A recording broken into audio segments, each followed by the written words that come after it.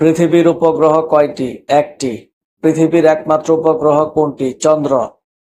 পৃথিবী চাঁদের তুলনায় কত গুণ বড়? 50 গুণ। পৃথিবী থেকে চাঁদের দূরত্ব কত? 3,84,000 কিলোমিটার। পৃথিবীর চারদিকে চাঁদের একবার ঘুরতে সময় লাগে 27 দিন। যখন সূর্য ও পৃথিবীর মধ্যে চাঁদ অবস্থান করে তখন কি হয়? সূর্যগ্রহণ। চন্দ্র ও সূর্য পৃথিবীর একপাশে অবস্থান করে কখন? অমাবস্যা তিথিতে। সূর্যগ্রহণ ঘটে কখন? চাঁদ, সূর্য ও পৃথিবী এক সরল রেখায় অবস্থান করে।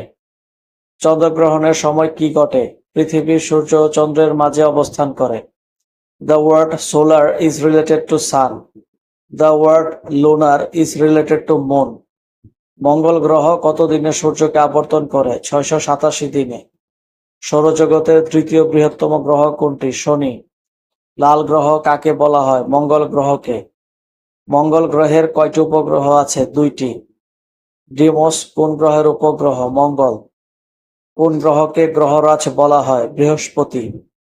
সৌরজগতের কোন গ্রহের সবচেয়ে বেশি উপগ্রহ আছে? বৃহস্পতি। সৌরজগতের সর্ববৃহৎ গ্রহ কোনটি? বৃহস্পতি। কোন গ্রহের 1000 বলয় আছে? শনির। সবুজ গ্রহ বলা হয় কাকে? ইউরেনাসকে। নাসা কোন দেশের মহাকাশ গবেষণা সংস্থা? যুক্তরাষ্ট্র। নাসা কত সালে প্রতিষ্ঠিত হয়? 1958 সালে।